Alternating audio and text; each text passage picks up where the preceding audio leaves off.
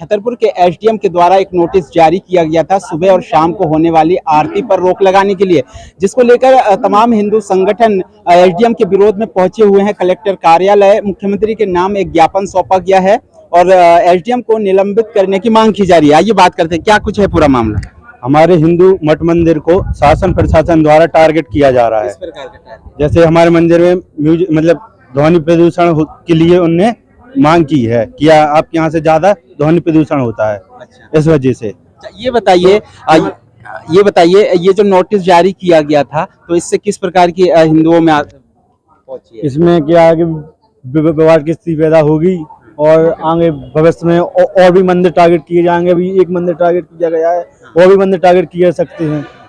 इसलिए ऐसा नहीं होना चाहिए।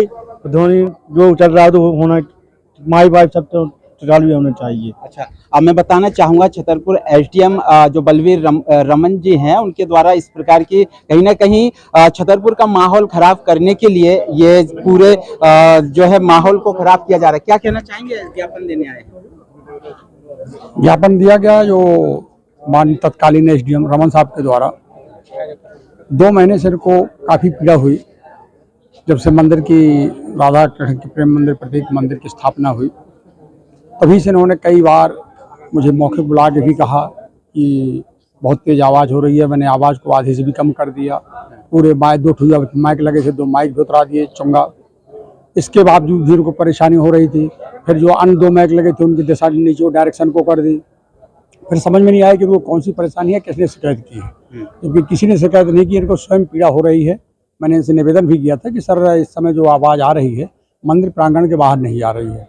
हमने स्वयं चल करके देखा कि ये आवाज़ कहाँ तक पहुँचती है। तो डामर रोड तक यहाँ नहीं आती है, पीछे ट्रांसफार्मर लगा है वहाँ तक नहीं पहुँचती है।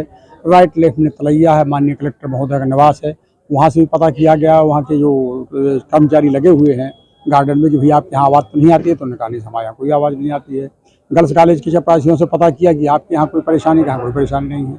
यही समझ में नहीं आया कि इनको 100 मोटो लेकर के इन्होंने जो आदेश जारी किया है इसके पीछे इनका उद्देश्य क्या है, कि सभी मंदिर या सभी धार्मिक स्थलों को उतराना चाहते हैं, ये क्या करना चाहते हैं, ये उनका तो वो स्वविवेक को ही उन्हीं जाने।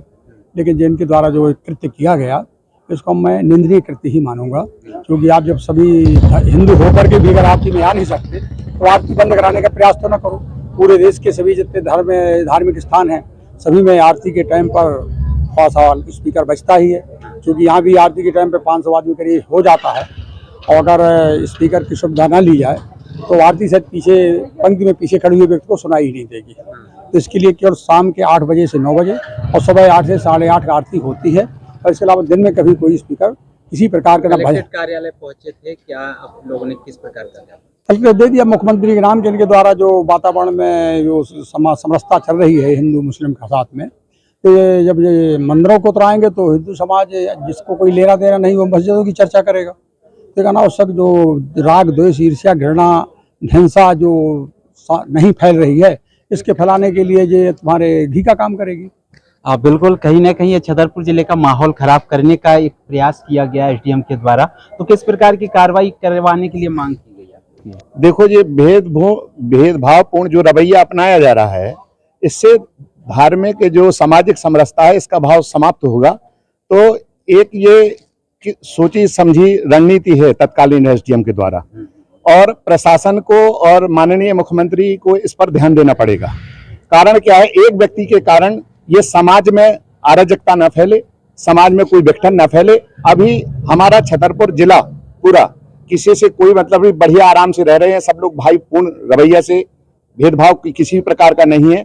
और अब भेदभाव जो फूट डालने का काम एसडीएम साहब ने किया है, ये आगे बड़ा रूप ना ले ले, इसलिए मुख्यमंत्री के नाम सर्व संत समाज द्वारा और पुजारी संघ के द्वारा तो समझ उनमें होनी चाहिए। प्रशासनिक अधिकारी है, आने वाले समय में चुनाव है, छतरपुर का माहौल देखो ये किनके द्वारा कराया जा रहा है और किनकी सोच पर है, ये कोई व्यक्ति तो नहीं जानता।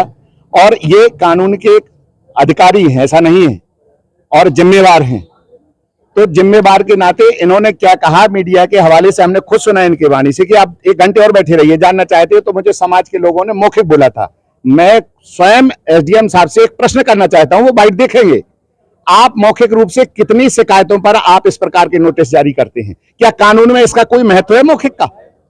जब तक लिखित नहीं ले ली तब तक एफआईआर तक नहीं होती थाने में।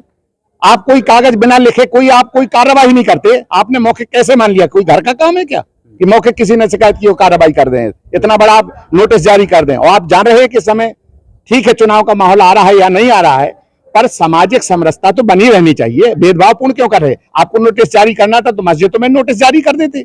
और आपने स्वास्थ्य का हवाला दिया कि इस समय बीमारी फैल रही है स्वास्थ्य में। बताना चाहता हूं आप लोगों के संज्ञान में एसडीएम साहब स्वयं सुने और ये बाइट पूरे प्रदेश में जाए।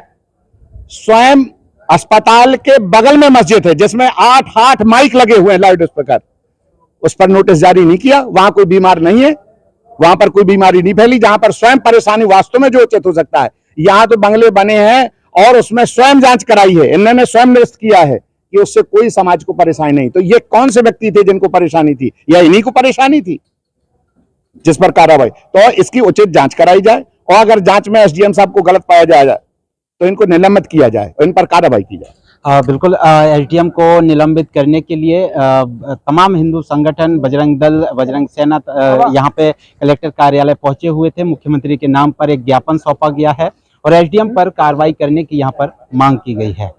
जुड़े रहे मेरे साथ, नमस्कार।